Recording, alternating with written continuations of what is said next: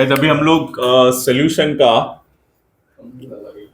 Problem number 2.10 page number 43। चलो do it fast. Page number 43 पढ़ रहा हूं, क्वेश्चन देखो और मेरे साथ साथ ही आपको लिखना है। 0.2 molality aqueous solution m aqueous solution of KCl freezes at -0.680 degree Celsius. Calculate van Hoff factor. मैंने आपको वैन हॉफ फैक्टर के बारे में बताया था, आपको कैलकुलेट करना है van Hoff factor and osmotic pressure of the solution at 0 degree Celsius और KF आपको दिया है 1.86। तो पहले गिवन लिखते हैं। पहले तो आपको क्या दिया है, मोलालिटी दिया हुआ है, तो गिवन में मोलालिटी स्मॉल m 0.2 लिखा। फिर आपको फ्रीजेस बोला है, फ्रीजेस का मतलब होता है फ्रीजिंग, डेल TF। ये कितना दिया है, -0.680 degree Celsius. Sorry, not del TF, it is a TF आपको दिया है, ठीक है। Solution of KCl freezes, del TF ने सिर्फ TF दिया है, हो गया TF। लेकिन सुनो, अभी ये जो आपका KCl है ये एक सोल्यूशन है, बरोबर है। ये सोल्यूशन किसके अंदर ये डिसॉल्व होने वाला है, तो ये डिसॉल्व होगा इन वाटर, ठीक है। जब ये वाटर में डिसॉल्व होगा तो वाटर आपका क्या है, प्योर है। तो प्योर वाटर है तो इसके लिए आप क्या यूज करोगे, TF नॉट यूज करोगे, जो 0 डिग्री सेल्सियस आएगा। एंड देयरफॉर डेल TF निकालना है आपको, क्योंकि आपको डेल TF की जरूरत है, जिसका फॉर्मूला है TF not minus TF, that will be 0 minus of -0.680, ये आपका हो जाएगा 0.680। आता है का काय केलंय मी, जो भी आपका इलेक्ट्रोलाइट सोल्यूशन है, KCl आपका इलेक्ट्रोलाइट सोल्यूशन है, ये पानी के अंदर ही डिसॉल्व होता है। KCl always dissolve in the water, दूसरे किसी में डिसॉल्व होने वाला नहीं है। और पानी आपका प्योर है, तो मुझे उन्होंने TF दिया है, TF नॉट नहीं दिया था, तो TF नॉट मैंने पानी का लिया जो प्योर है 0 डिग्री सेल्सियस, ठीक है। मुझे डेल TF की जरूरत होने वाली है, तो डेल TF का फॉर्मूला है TF नॉट माइनस TF, सबको पता है, फ्रीजिंग पॉइंट में मैंने फॉर्मूला दिया था। तो ये TF not minus TF values put करो, आपको ये पॉजिटिव 0.680 ये वैल्यू आएगा। तो अभी मैंने ये पहला सम था, इसके लिए मैंने ये पूरा करके दिया। शॉर्टकट मेथड याद रखना, TF आपको नेगेटिव में दिया है, तो डेल TF आपको पॉजिटिव में लिखना है हर एक सम में। कौन से, लेकिन वैन डॉफ फैक्टर वाले सम में, जहां पे आपको नेगेटिव वाला TF दिया जाएगा, ठीक है। लिखा है यहां तक, आ जाओ जल्दी।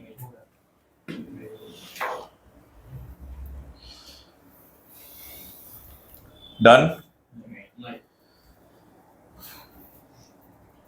कैलकुलेट करना है आपको van Hoff factor. Van Hoff factor का मतलब आपको I कैलकुलेट करना है guys. Van Hoff factor I and osmotic pressure of the solution, मतलब पाई भी कैलकुलेट करना है, क्योंकि ऑस्मोटिक प्रेशर का मतलब पाई होता है। लेकिन टेम्परेचर कितना दिया है, temperature is equal to 0 degree Celsius.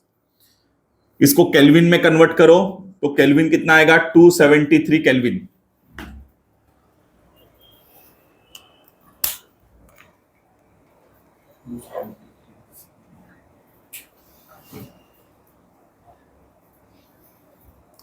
हो गया। अभी आपका जो KCl है, यहां तक आ गए सब लोग, पक्का। चलो अभी क्या फाइंड करना है पता है ना, I फाइंड करना है एंड पाई। ये I मतलब वैन डॉफ फैक्टर है, ठीक है, और पाई मतलब ऑस्मोटिक प्रेशर है। सुनो, अभी मैंने आपको जब वैन डर वाल्स फैक्टर सिखा रहा था तो उसके कुछ अलग अलग प्रकार के फॉर्मूले दिए थे मैंने। अभी ये फ्रीजिंग पॉइंट का चल रहा है, तो फ्रीजिंग पॉइंट में आपने ये चीज देखा है ना कि डेल टीएफ ये डायरेक्टली प्रोपोर्शनल किसके साथ रहता है? मोलालिटी के साथ। ये देखा है आपने फ्रीजिंग पॉइंट के थियरी में।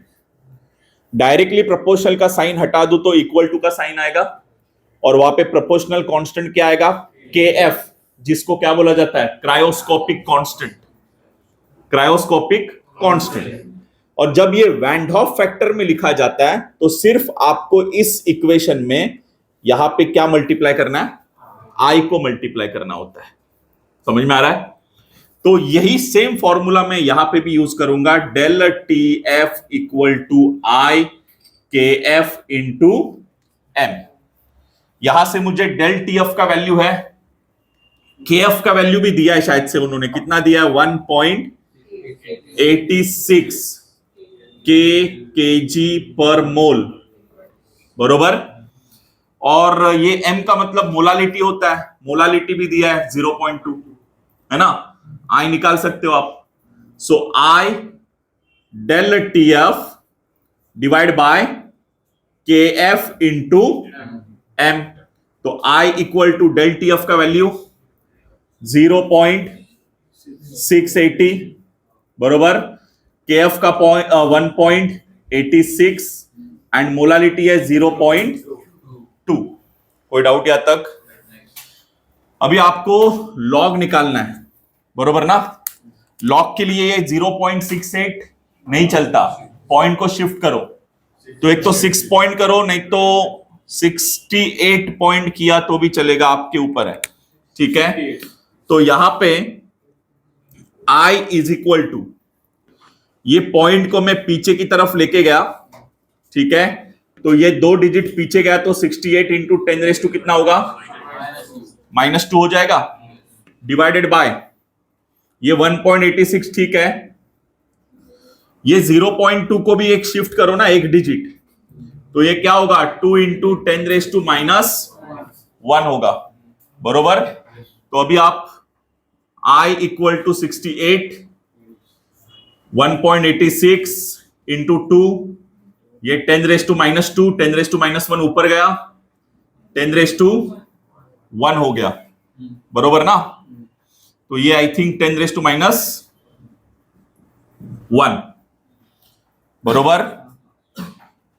ये 2 से डिवाइड करो, 2 1 जा 2, 2 3 जा 6, 2 4 जा 8।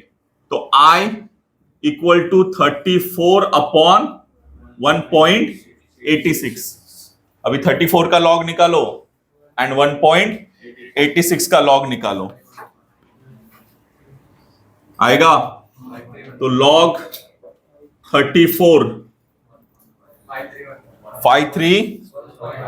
5315, लेकिन ये 2 डिजिट है, इसके लिए 1 पॉइंट आएगा।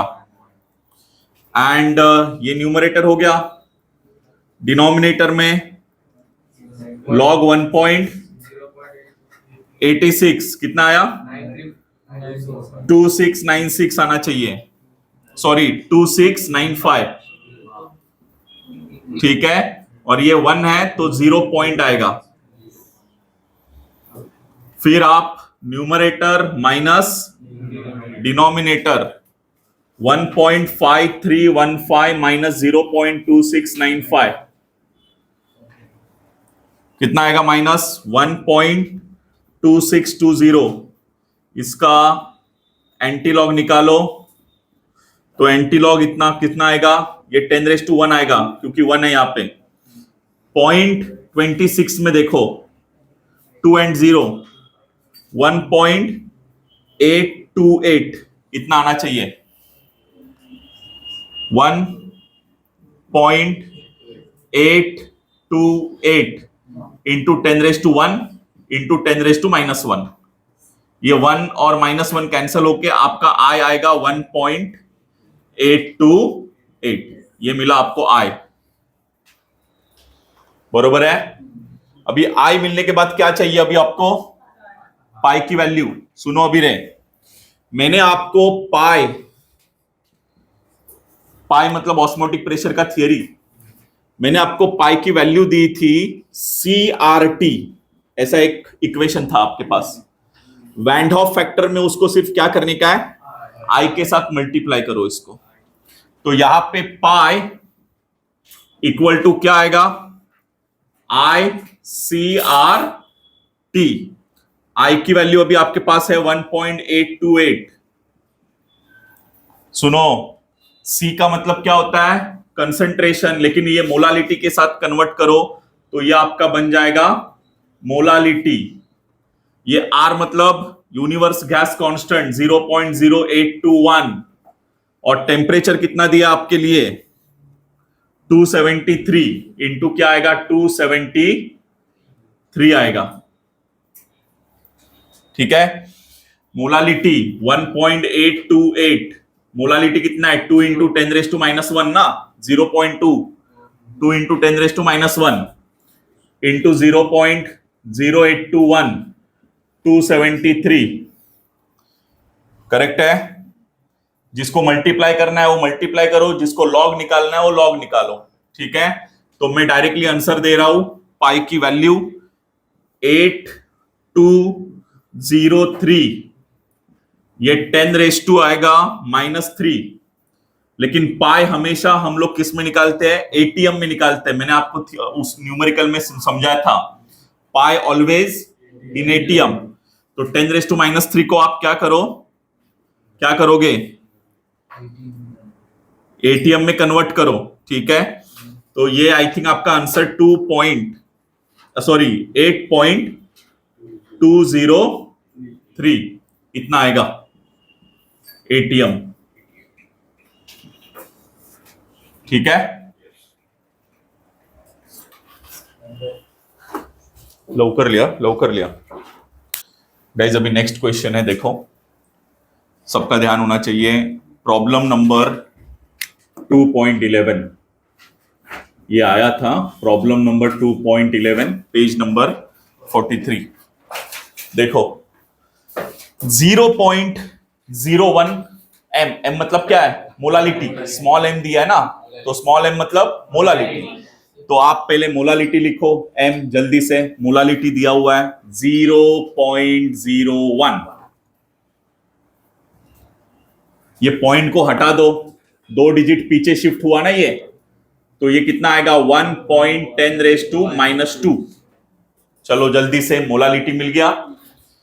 आगे देखो, aqueous formic acid solution, aqueous formic acid solution freezes at -0.021 degree Celsius. सुनो रे, टीएफ किस में दिया आपको, माइनस में दिया। तो मैंने आपको पहला वाला सम करके दिया था ना, तो यहां पे डायरेक्टली डेल टीएफ लिखो, क्या आएगा, पॉजिटिव में लिखो उसको, डेल टीएफ क्या आएगा, वो 0.021 डिग्री सेल्सियस। समझ में आया ना, डेल टीएफ पॉजिटिव में कैसे आया, कैसे आया फिर से बता रहा हूं आपको। टीएफ दिया है -0.021, ये फॉर्मिक एसिड हमेशा वाटर में डिसॉल्व होता है, तो वाटर का क्या आएगा, टीएफ नॉट कितना आएगा 0 डिग्री। तो डेल टीएफ चाहिए आपको, तो टीएफ नॉट माइनस टीएफ, तो 0 माइनस ऑफ, बरोबर, तो प्लस में आएगा वो 0.021। ठीक है, तो ये करने की जरूरत नहीं है, ये पहले मैं आपको करके दिखा रहा हूं। तो डेल टीएफ आपको मिल गया। आगे calculate degree of dissociation. Guys मतलब आपको अल्फा निकालना है, डिग्री ऑफ डिसोसिएशन का मतलब होता है अल्फा। आपको केएफ दिया है 1.86 केल्विन केजी पर मोल दिया है, हो गया इतना।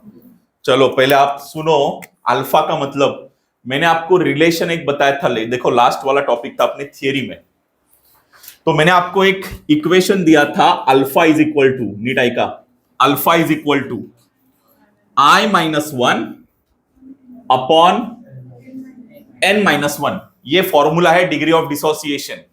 तो ये एक थियरी था, relation between degree of dissociation and van Hoff factor. ये थियरी हम लोग ने लिखी थी, वहां पे जाके देखो ये इक्वेशन मिलेगा, alpha is equal to I minus one upon N minus one. अभी प्रॉब्लम एक क्या है, अपने पास आई की वैल्यू नहीं है क्या? तो यहां तक आप आ गए, तो हमें आई की वैल्यू निकालनी है। तो आई की वैल्यू ये फ्रीजिंग पॉइंट है, तो del T F is equal to क्या आएगा, के एफ इंटू क्या आएगा, मोलालिटी, के एफ इंटू मोलालिटी। लेकिन ये वैन हॉफ फैक्टर है, इसके लिए इसको क्या मल्टीप्लाई करो, आई मल्टीप्लाई करो, यहां से अपने को मिल जाएगा आई की वैल्यू, बरोबर। फॉर्मूला लिखो, यहां से हम लोग आई निकालेंगे, तो I del T F upon K F into M is equal to I. Value डाल देना, I equal to del T F कितना है 0.021, के एफ 1.86, मोलालिटी 1 इंटू 10⁻⁻²। हो गया। ये पॉइंट को शिफ्ट करो, ये 0.021 है ना, तो पॉइंट आगे शिफ्ट करो 2 डिजिट पीछे, तो 2 पॉइंट आएगा समथिंग 2.1 10⁻², 1.86 1 10⁻²। ये 10⁻² कट हो जाएगा, 2.1 अपॉन 1.86। तो अभी चाहिए तो इसका लॉग निकालो आप, नहीं तो आपको एरिथमेटिक सॉल्व करना है तो वैसे सॉल्व करो। मैं लॉग निकाल के दिखा रहा हूं आपको। पहले न्यूमरेटर लॉग निकालोगे 2.1, कितना आंसर आएगा 3222 0 पॉइंट। फिर डिनोमिनेटर लॉग 1.86, इसका कितना आएगा 2695, लेकिन 0 पॉइंट आएगा। फिर न्यूमरेटर माइनस डिनोमिनेटर, ये कितना आएगा आपका, डायरेक्टली लिखो अभी 0.0527 आएगा। और इसका फिर एंटी लॉग निकालना 0.0527 का, ये 0 है तो 10⁻0 आएगा ऊपर, 0.5 में देखो 27, तो आपका आंसर 1.129 1.129। ये 10⁻0 लिखने की जरूरत है क्या? नहीं है। चाहिए तो इसको अप्रोक्सीमेट करो, अप्रोक्सीमेशन इसका 1.13 आएगा। आई की वैल्यू मिल गई आपको 1.13। हो गया। अभी गाइस हमारे पास सुनो, अभी ये इंपॉर्टेंट चीज है। अभी हमारे पास ये n की वैल्यू नहीं है क्या? ये n क्या मतलब पता नहीं है हमें। सुनो, अभी ये n का मतलब होता है नंबर ऑफ आयंस। क्या मतलब होता है? Number of ions. नीट आई का आराम से। अभी नंबर ऑफ आयंस मुझे कैलकुलेट करना है, तो उन्होंने क्या दिया हमें? फॉर्मिक एसिड दिया है। फॉर्मिक एसिड का केमिकल कंपाउंड जो होता है वो HC double bond O single bond OH, ये आपका हो गया फॉर्मिक एसिड। तो इसको मैंने डिसॉल्व किया तो मुझे 2 आयंस मिलेंगे, HC डबल बॉन्ड O, ये OH है ना, OH का एक O, ठीक है, प्लस H प्लस, तो O माइनस और H प्लस। तो यहां पे कितने आयंस मिले हमें? 2। There are 2 ions, am I right? Dissolve करने के बाद 2 आयंस मिले। So therefore N equal to कितना आ गया? 2 आ गया। Got it? तो N का वैल्यू 2 है। फिर अल्फा इक्वल टू 1.13 -1 अपॉन 2 - 1, तो कितना आएगा ये 0.13/1 अल्फा 0.13% में निकालना है तो ये 13% आएगा। तो इस तरह से मुझे ये डिग्री ऑफ डिसोसिएशन मिल गया।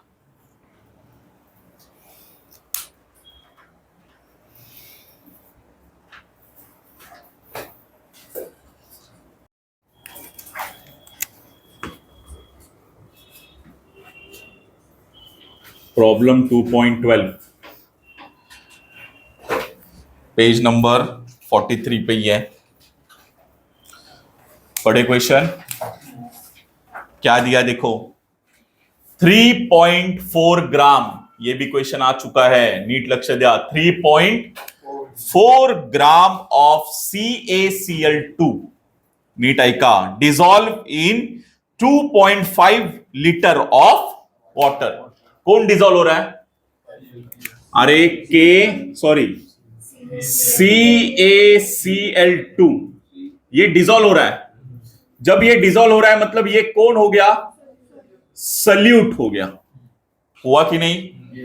क्योंकि डिसॉल्व हो रहा है पानी के अंदर, तो ये CaCl2 सल्यूट है और उसका उन्होंने मास दिया है 3.4 ग्राम्स। तो सल्यूट के लिए मास क्या रहता है? W2 रहता है, बरोबर है। W1 सॉल्वेंट के लिए, W2 सल्यूट। तो W2 इन्होंने दिया है 3.4 ग्राम्स। M I right? उसके बाद वो पानी में डिसॉल्व हो रहा है, तो पानी, वाटर, ये आपका हो गया सॉल्वेंट।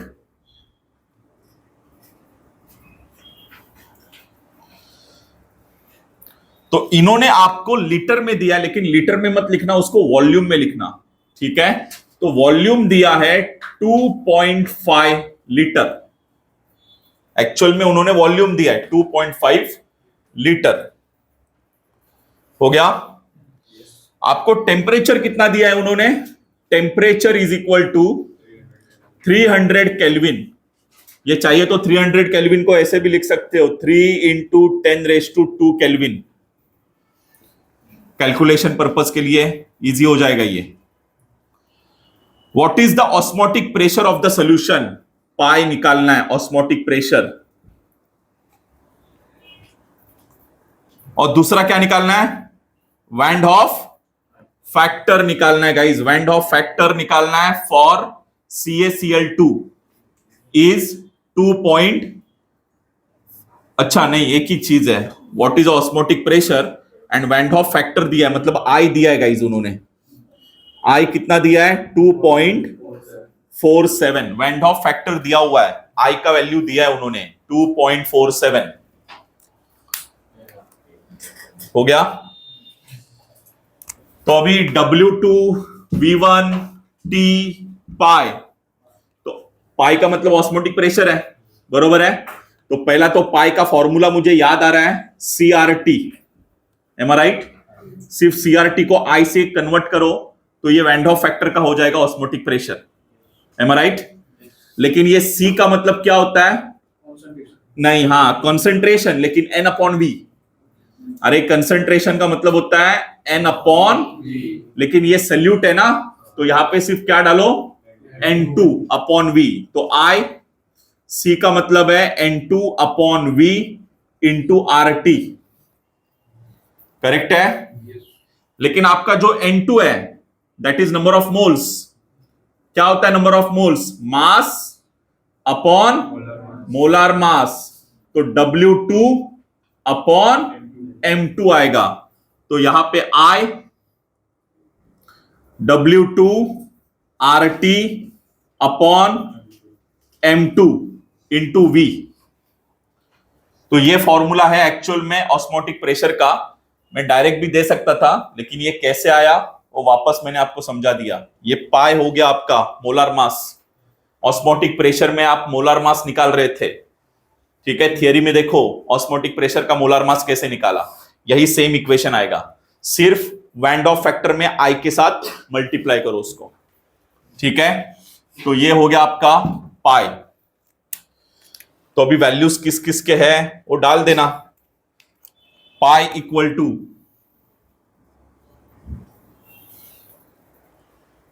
करेक्ट है। आई का वैल्यू दिया है, कितना दिया आई का वैल्यू? 2.47। W2 का वैल्यू 3.4। R मतलब यूनिवर्सल गैस कांस्टेंट, ये 0.0821 वो पता होना चाहिए आपको। टेम्परेचर दिया है 3 इंटू 10⁻², डिवाइडेड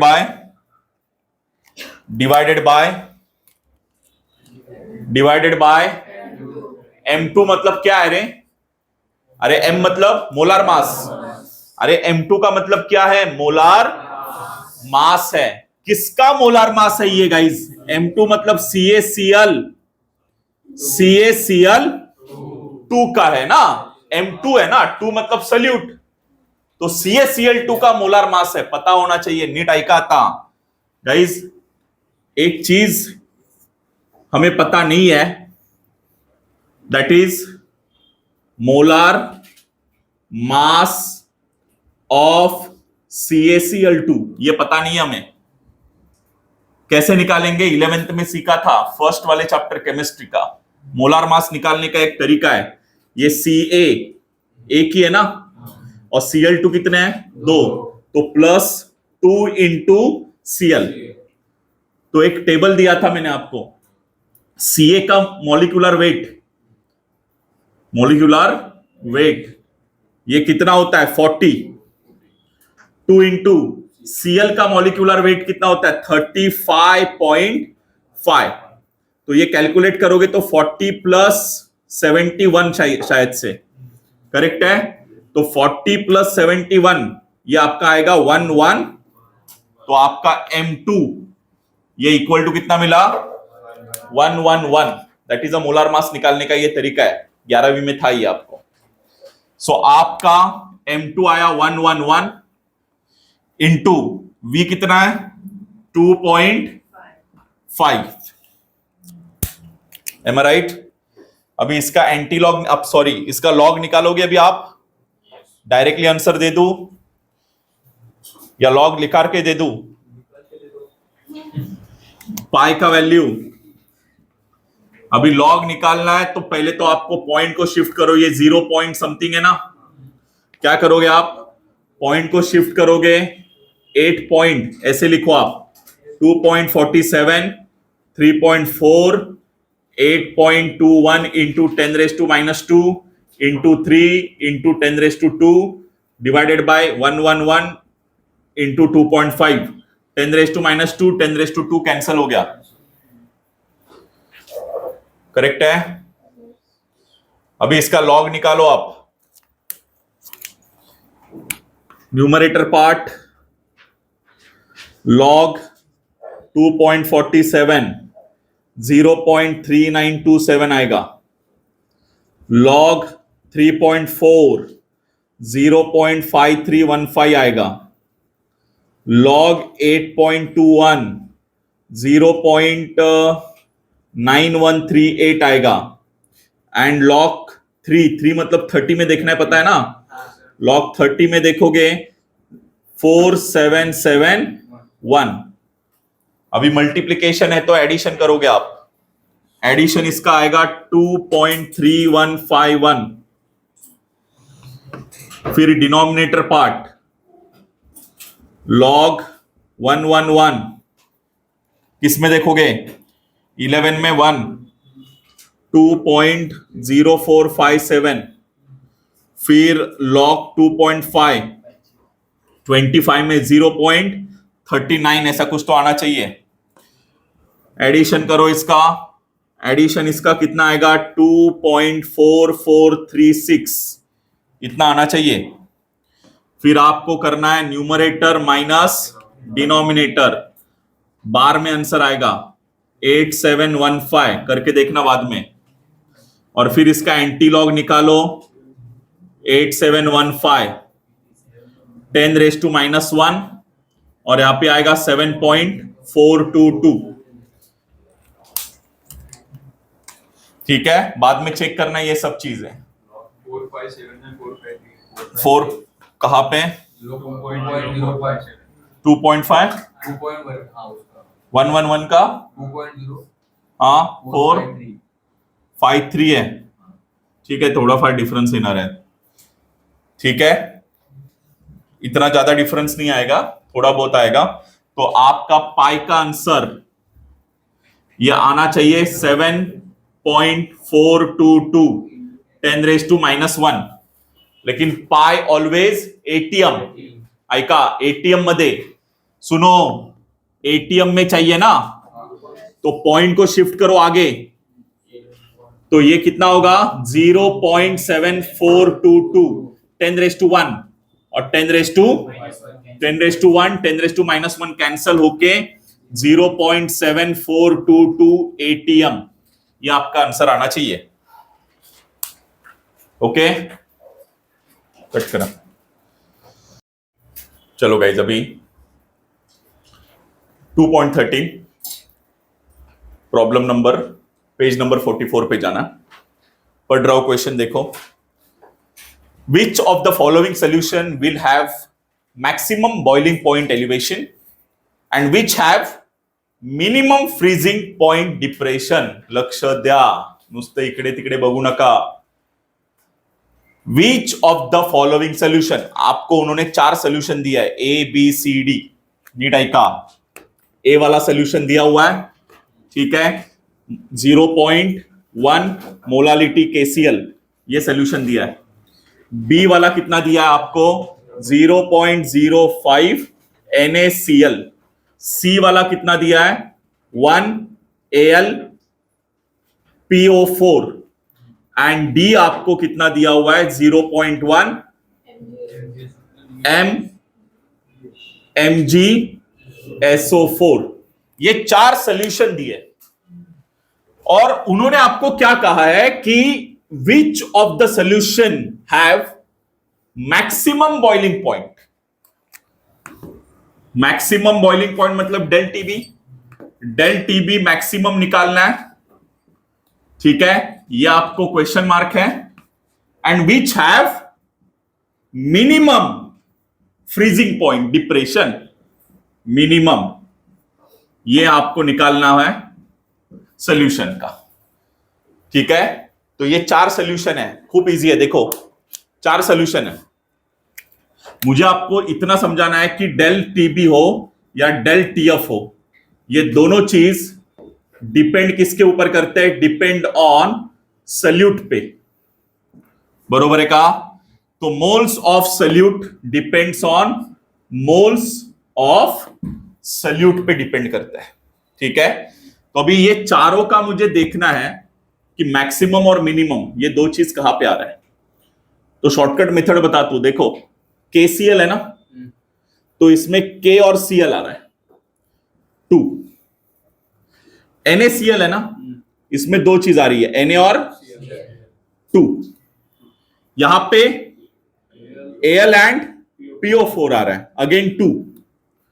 एंड यहां पे Mg एंड SO4 आ रहा है, दो कंपाउंड्स, मतलब यहां पे 2 आ रहा है। कुछ डाउट यहां तक? मोलालिटी दिया है हर एक का, मोलालिटी सिर्फ मल्टीप्लाई करो 0.1 0.05 1 0.1, ठीक, मल्टीप्लाई करोगे तो आपका आंसर कितना आएगा, ये 0.2 आएगा, ये कितना आया 0.1, ये 2 आया, एंड दिस वन, बस काम आपका खत्म हो गया याद है। ओके, ये होने के बाद अभी चेक करो कि मैक्सिमम नंबर कहां पे आ रहा है,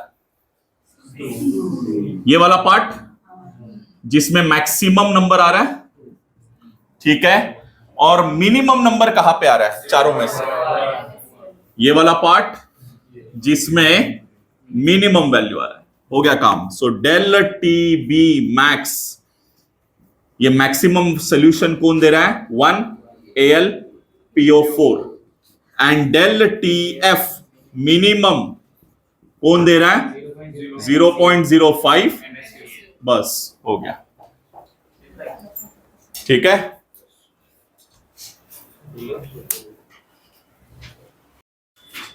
प्रॉब्लम 2.14 पेज नंबर 44। देखो पढ़ रहा हूं क्वेश्चन, तुरंत लिखना है आपको। अज्यूमिंग कंप्लीट डिसोसिएशन, डिसोसिएशन कैसे हो रहा है? कंप्लीट हो रहा है। कैलकुलेट मोलालिटी, चलो लिखो मोलालिटी कैलकुलेट करना है, small m question mark of the aqueous solution KBr। Solution कौन सा दिया है? KBr। ये डिसॉल्व हो गया तो आपको दो आयंस मिलेंगे, K प्लस Br माइनस। तो number of ions N equal to कितना मिला? 2 मिले। ये जो N मिला है ना, N इक्वल टू 2, मैं बाद में बताऊंगा, पहले लिखो number of ions N equal to 2 लिखा। Whose freezing point, guys freezing point दिला है लेकिन आप डायरेक्टली डेल TF लिखोगे, बरोबर है? नेगेटिव में दिया है तो यहां पे क्या लिखना है? पॉजिटिव में लिखना है।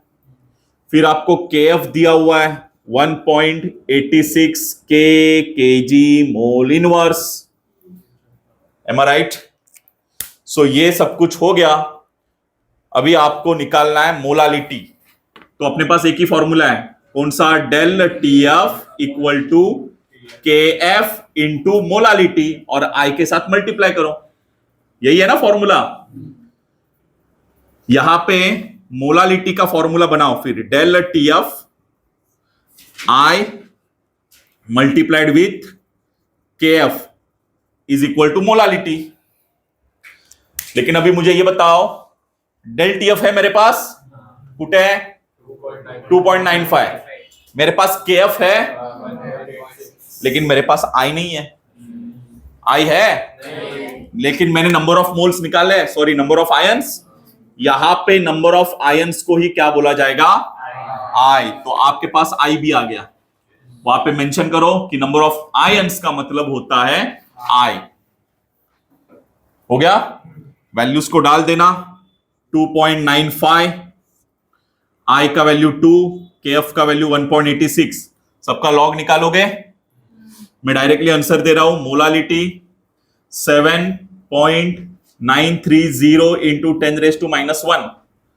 लेकिन फिर इसको आप -1 है ना, तो 0 पॉइंट को आगे शिफ्ट करो तो 0.7930 10⁻1 10⁻⁻1, ये कैंसल होके 0.7930 आएगा।